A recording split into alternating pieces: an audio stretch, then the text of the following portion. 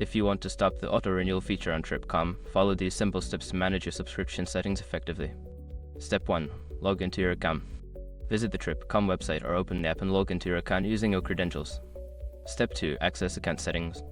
Once logged in, navigate to your account settings. This is usually found in the upper right corner of the screen, often represented by your profile picture or an icon. Step 3. Locate subscription management. In account settings menu, look for a section labeled subscriptions or billing. Click on this option to view your current subscriptions.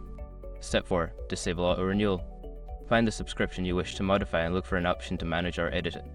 There should be a toggle or checkbox for auto-renewal. Turn this off to stop future charges. Step 5. Confirm changes. After disabling auto-renewal, ensure you save or confirm your changes. You may receive a confirmation message or email indicating that auto-renewal has been successfully turned off. By following these steps, you can effectively stop the auto-renewal feature on Trip.com. If you have any issues, consider reaching out to the customer support for assistance.